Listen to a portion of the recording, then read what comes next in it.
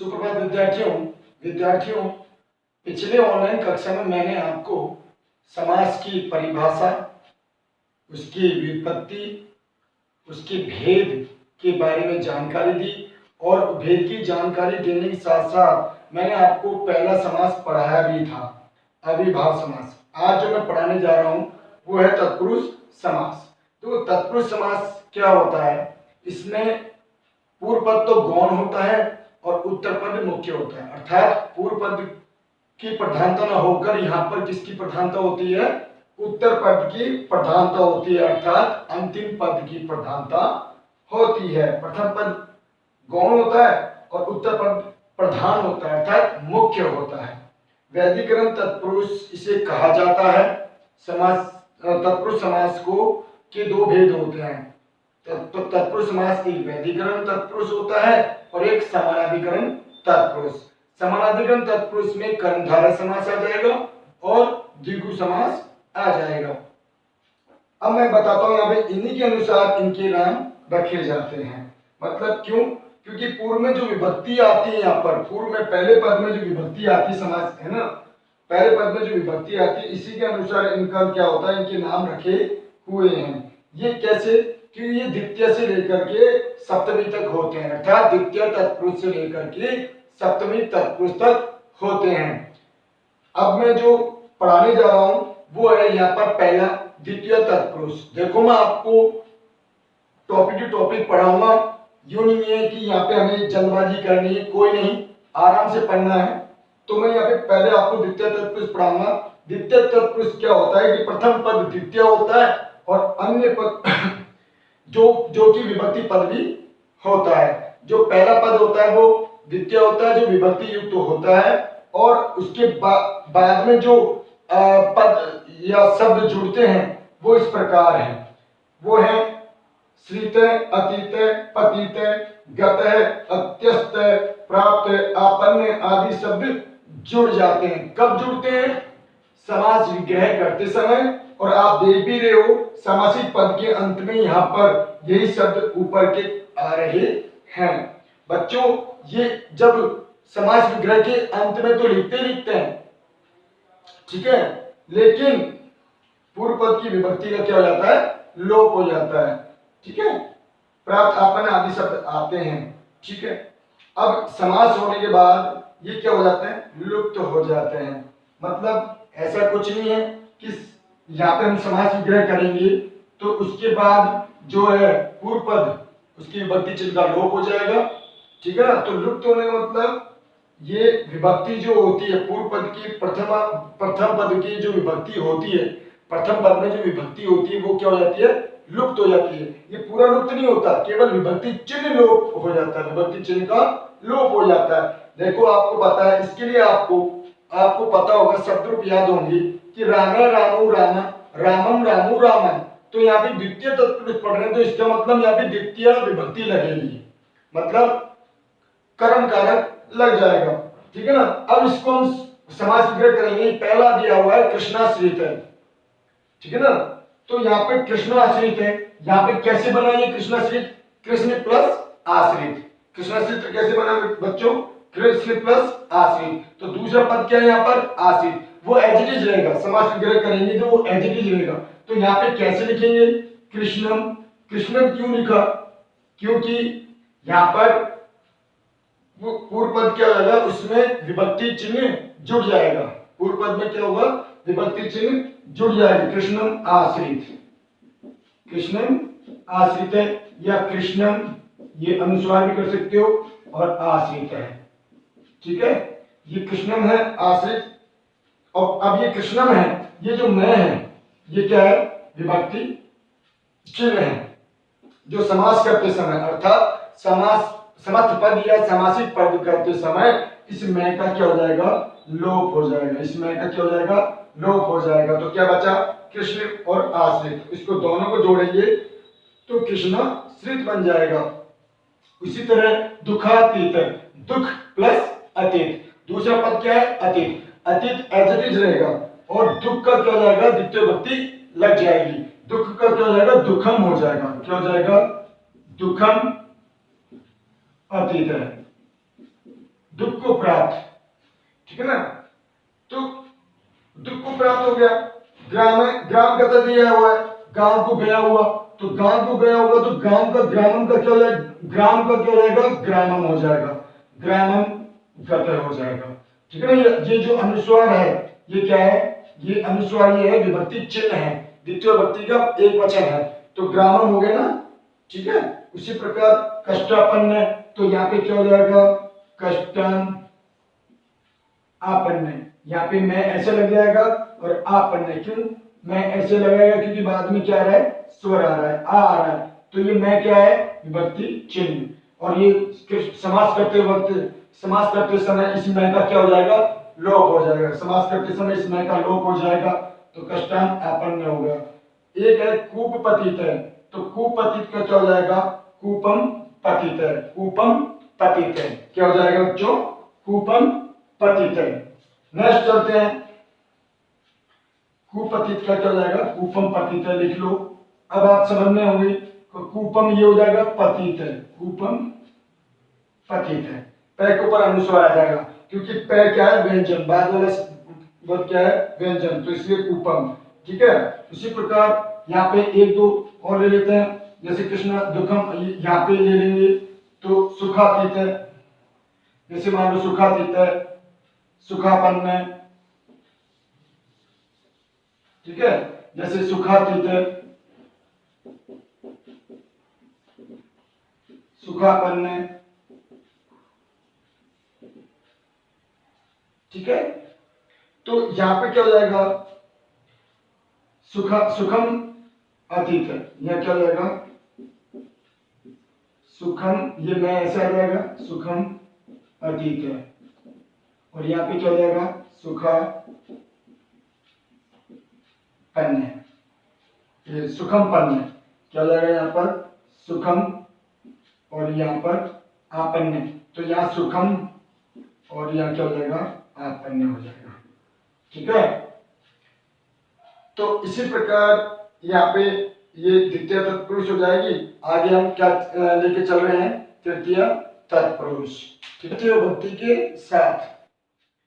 देखो यहाँ पर बच्चों तृतीय तत्पुरुष मतलब, अब चलते हैं तृतीय तत्पुरुष के साथ। तृतीय विभक्ति के अंतिम शब्दों का गुण वचन के साथ, अंतिम शब्दों को गुण वचन के साथ, कृदंत शब्दों के साथ क्या जुड़ते हैं, एक जुड़ता है पूर्व, सदृश, सम, निपुण, कलह, कुशल, विकल, युक्त, ये आदि शब्द जुड़ जाएंगे। तो बच्चों देखो यहाँ पे जैसे समस्त पद हैं, तो समस्त पद जैसे यहाँ पे देखा है, हमें क्या करना है, अब हमें करना है इसका विभक्ति पद, अर्थात विग्रह पद। अब क्या करना है, हमें विग्रह पद करना है। यहाँ पे समस्त पद है अर्थात समास दे रखे हैं, अब हमें समास विग्रह करना है। तो बच्चों देखो समास विग्रह राम का रामेण होता है, रामेण रामाभ्याम रामई, कुछ नहीं एक वचन हो, बहुवचन भी लग जाए, रामई, रामेण रामाभ्याम रामई, लता लतया लताभ्याम लताभि, लतया लताभ्याम लताभि। उसी तरह गुरुना गुरुभ्याम गुरुभि। ये जो शब्द रूप तो याद करने होंगे। तो यहाँ नख का क्या हो जाएगा, नाखूनों से भिन्न, नाखूनों से भिन्न, कर्ता ने कर्म को करण से द्वारा, नाखूनों द्वारा भिन्न, नाखूनों से भिन्न, तो यहाँ पे क्या हो जाएगा बच्चों, नखई भिन्न।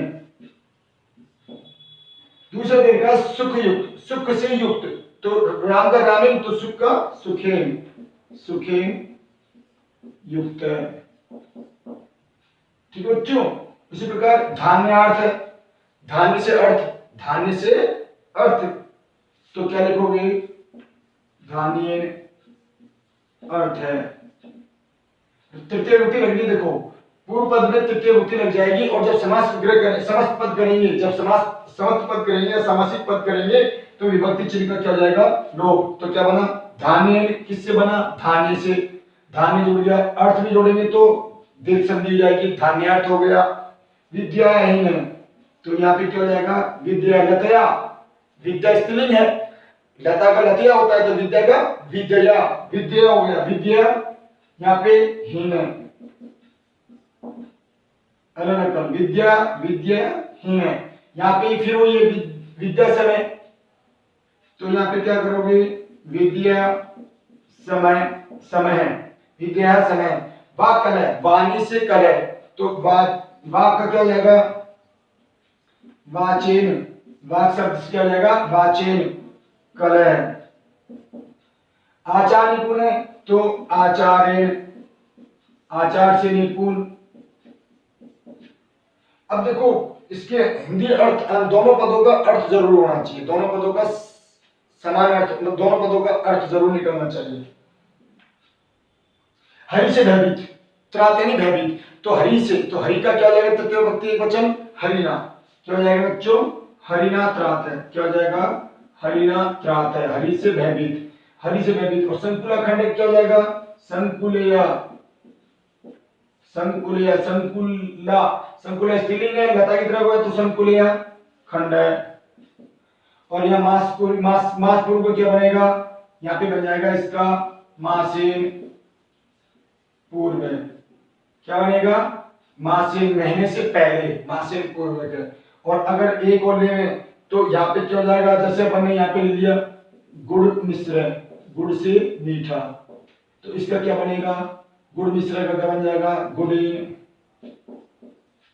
मिश्र है, गुड़ से मीठा, गुड़ीन मिश्र है, अलग अलग हो गया, गुड़ मिश्र का गुड़ीन मिश्र है। तो ये तृतीय विभक्ति होगी। आगे हम चतुर्थी, पंचमी, षष्ठी और सप्तमी 4 विभक्ति हो रही, वो और पढ़ेंगे।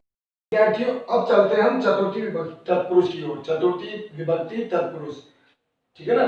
चतुर्थी तत्पुरुष समास क्या होता है कि चतुर्थी विभक्ति के अंत में शब्दों का मतलब तदर्थ, मतलब यहाँ पे क्या हो जाएगा, शब्दों का क्या हो जाएगा, तदर्थ मतलब अर्थ, बलि, शब्दों का तदर्थ मतलब समान रूप हो जाएगा, मतलब शब्दों के अंत में क्या जुड़ जाएगा, अर्थ जुड़ जाएगा, बलि जुड़ जाएगा, हित जुड़ जाएगा, सुख जुड़ जाएगा, रक्षित जुड़ जाएगा, दारू जुड़ जाएगा, सुख और दक्षिणा, आवास, आलय, ठीक है ना, ये आदि जुड़ जाएगा, तो ये शब्द प्रयुक्त हो जाएगा। तो समास विग्रह, अगर मैंने भी यहाँ पे समास पद दे रखे हैं बच्चों, बहुत इंपॉर्टेंट है, ये आपको याद करना होगा, बहुत सिंपल है, आप अच्छी तरह याद कर लेना, ठीक है। तो जैसे यूप दारू मतलब के लिए, कर्ता ने कर्म को कर्ण से द्वारा संप्रदान को के लिए, संप्रदान के लिए, तो यहाँ पे राम का रामाय होता है, गुरु का गुरुवी होता है, हरि का हरिना होता है, लता का लतायी हो जाता है, ठीक है ना। तो इसी प्रकार ये शब्द रूप का जो याद करना जरूरी है, इसका चतुर्थी विभक्ति एकवचन, द्विवचन, बहुवचन, according to sentence, according to words, according to words, यहाँ पर क्या होगा, इसका विग्रह हो जाएगा, ठीक है। और जब विग्रह करेंगे, जब विग्रह हो जाएगा तो उससे समस्त पद बनाएंगे तो विग्रह का लोप हो जाएगा। तो जैसे ये उपाय दारू है, यूप दारू मतलब यज्ञ संविधा के लिए लकड़ियां, यूप यानी यज्ञ के लिए, दारू यानी लकड़ियां, तो क्या लिखोगे यहाँ पे, यूपाय दारू, क्या हो जाएगा बच्चों, यूपाय दारू, ठीक है। यूपाय दारू को के लिए, रामाय, तो यूपाय दारू, भूत भी राम की तरफ चलेगा, तो भूतेभ्य बलि या भूताय बलि, भूताय या भूतेभ्य बलि, ठीक है। गवे हितम या गोप्य हितम,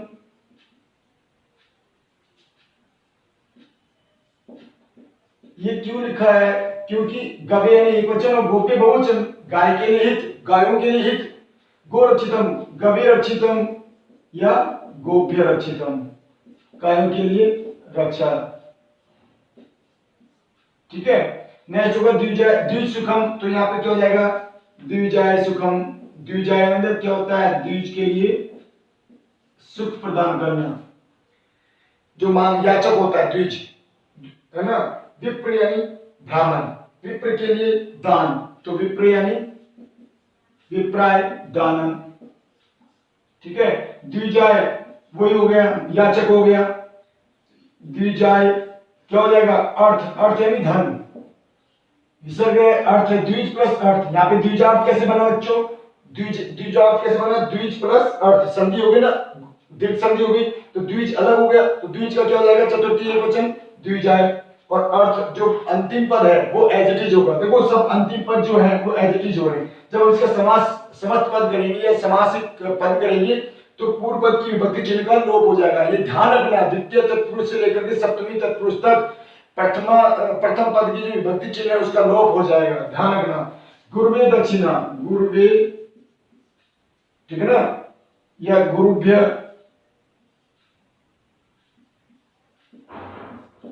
दक्षिणा, गुरु के लिए दक्षिणा या गुरु के लिए दक्षिणा। अब यहाँ पे छात्रा, तो यहाँ पे क्या जाएगा, छात्रा या छात्रई, छात्रेभ्य, या छात्राएं कर लो, छात्र के लिए या छात्रों के लिए, छात्रेभ्य हो जाएगा, एक वचन और बहुवचन हो जाएगा, दोनों हो जाएगा, एक वचन और बहुवचन। यहाँ पे क्या बच्चा कुछ है, आवास, ठीक है।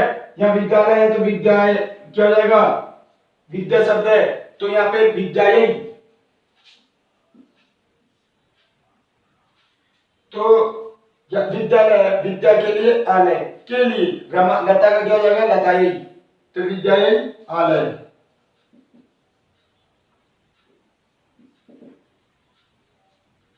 विद्या प्रदान करने के लिए विद्या मंदिर, ठीक है ना। अब यहाँ पे विद्यालय हो गया, यहाँ पे जनायतम या जनेभ्य,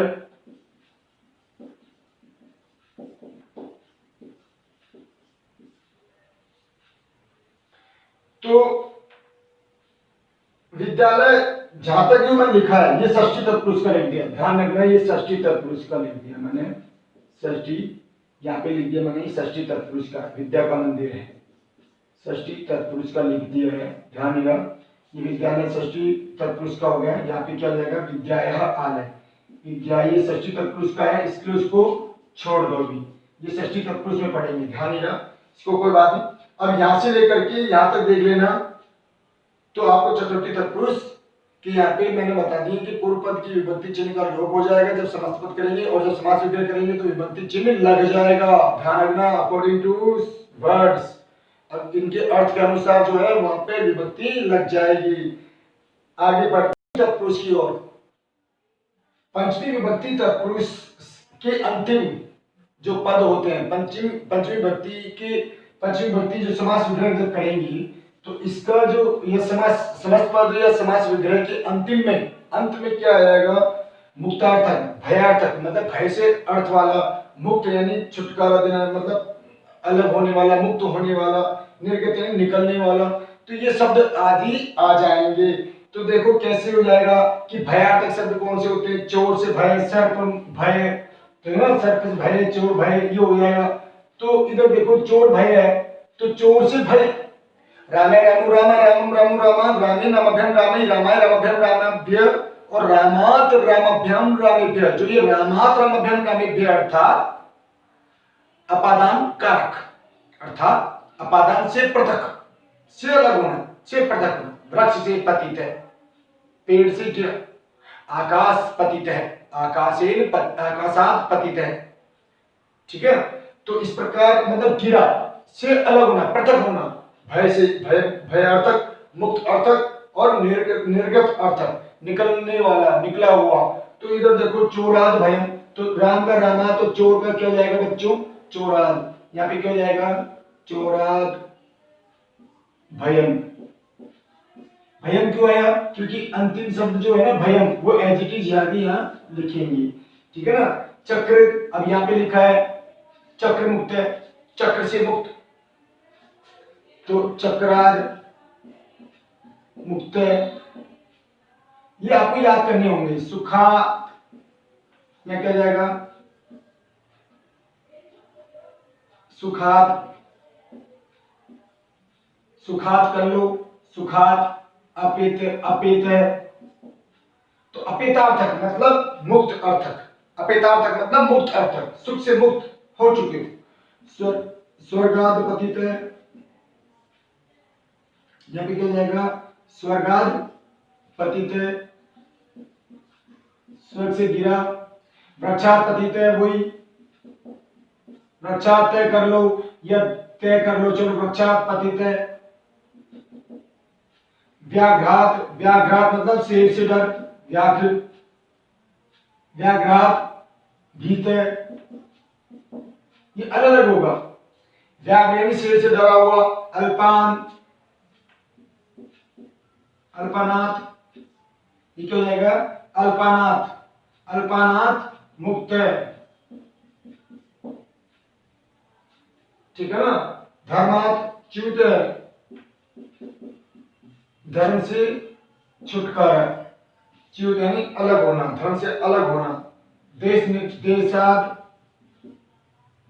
देशात तय की जगह तय भी कर सकते हो, निर्गत है, ठीक है ना। प्रकाद भेड़िए से डर, प्रकाद भीत है, ठीक है। आचार्य, आचारा ये क्या लिखोगे, आचारात, आचार से भ्रष्ट है। और यहाँ पे क्या हो जाएगा, ग्राहात, ग्राहात कर लो या ग्राहात कर लो, तय कर लो या तय कर लो। फिर आगे क्या जाएगा, निर्गत है, ग्राहात निर्गत है, घर से निकला हुआ। सर्प भीत है, अब यहाँ पे आ जाएगा, मान लो सर्प भीत है तो क्या लिखोगे, सर्प से डरा हुआ, तो क्या हो जाएगा इसका, सर्पाद भीत है। एक एक दो दो उदाहरण नहीं लिखवा रहा हूं मैं आपको पूरी जानकारी यहाँ देना चाहता हूं ताकि आप जो है निश्चिंत हो जाओ और इनको याद कर लो, इनसे बाहर नहीं आने वाले, ठीक है ना। तो ये पंचमी तत्पुरुष हो गया। आगे हम चलते हैं षष्ठी तत्पुरुष की ओर, षष्ठी और सप्तमी तत्पुरुष की ओर। देखो आपको पता चल गया अभी अंत में क्या क्या आए, तो वो वहां पर षष्ठी और सप्तमी भी हो जाएगा। वो मतलब कोई भी समास हो, द्वितीय तत्पुरुष हो, तृतीय हो, चतुर्थी हो, पंचमी हो, षष्ठी हो, सप्तमी हो, ये शब्द ये आ जाएंगे अंत में। तो पहली बात तो शब्द को पढ़ने से मतलब अर्थ, जैसे अगर मैं बोलूं विद्यालय, तो विद्या का मंदिर, सिंपल सी बात है। विद्यालय का मतलब होता है विद्या का मंदिर, आलय मतलब मंदिर। तो अपन ने क्या बोला, विद्यालय, तो इसका समास सूत्र क्या होगा, विद्या का मंदिर। तो का के की लग गया ना, तो संबंध का के की लग गया, और फिर यहाँ पे अधिकरण में पर लग गया, और इस यहाँ पर अधिकरण में पर हो गया। तो यहाँ पर षष्ठी सप्तमी तत्पुरुष आ गया, कारक चिन्ह भी आएगा। अगर इसको अगर मैं बोलूँ भाई दानवीर, दान में वीर, अगर मैं बोलूँ कला में कुशल, कला कुशल, तो इसका मतलब होता है कला में कुशल। तो में किस में आता है भाई, अधिकरण कारक में। तो यहाँ सिंपल सी बात है, जैसे राजपुरुष, राज्य का पुरुष, तो राज्य पुरुष, राजा का षष्ठी एकवचन क्या होता है, राजन शब्द का षष्ठी एकवचन होता है राज्य है, राज्य पुरुष। और यहाँ पर अगर मैं बोलूँ विद्यालय, आलय, विद्या का मंदिर, देवा, तो देवा नाम देवताओं का मंदिर, तो विद्या का स्त्रीलिंग हो गया, विद्या का स्त्रीलिंग तो विद्या हो गया, रहता है कि देवा नाम, तो देवा नाम आलय। गंगाया जल, गंगाया जलम। पशुपति या पशुपति करने ना, पशुनाम पति, पशुओं का पति, पशुओं का पति हो गया ना। धर्म सभा, धर्म की सभा, तो धर्मस्य सभा हो गया। यहाँ पे गजराज है, तो गजानाम राजा, गजानाम राजा हो गया, गजराज है। देवानाम भाषा हो गई, देवताओं की भाषा हो गई, देवानाम भाषा। और ये जगदम्बा हो गया, तो जगत है, यहाँ पे जगत शब्द है, जगत यानी होता है संसार, जगत यानी विश्व। तो इसका षष्ठी वचन क्या होगा, जगत है। क्या हो जाएगा बच्चों, जगत है अम्बा, जगत है अम्बा, जगत की अम्बा, माता, जगत की माता। अब यहाँ षष्ठी में क्या होता है, में पर अधिकरण में पर, तो यहाँ पे क्या जाएगा, अच्छेसु सोंड, यहाँ पे क्या जाएगा, शास्त्रीय प्रवीण, शास्त्र में प्रवीण, शास्त्र में कुशल। यहाँ पे क्या जाएगा, सभायाम पंडित है, सभायाम, सभा में पंडित।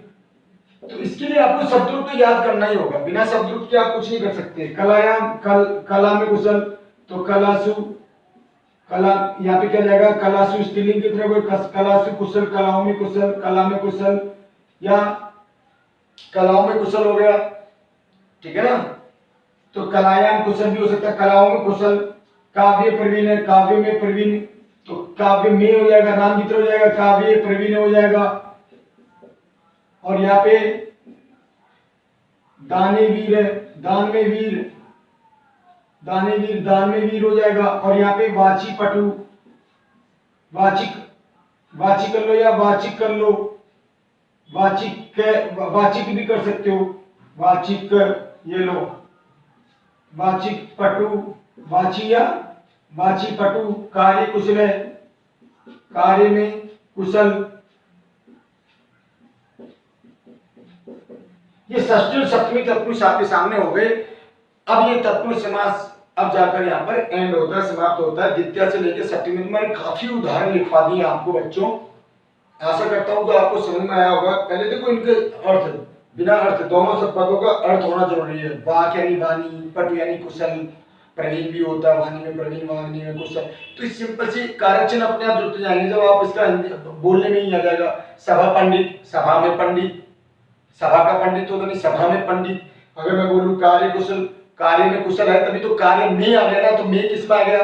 अधिकरण कारक चिन्ह है, सप्तमी विभक्ति का कारक चिन्ह है। तो ये अपने आप समझ में आ जाएगा। आशा करता हूं कि आपको मेरे द्वारा पढ़ाया गया तत्पुरुष समास समझ में आया होगा। आगे की वीडियो में हम कर्मधारय समास को लेकर आएंगे। धन्यवाद।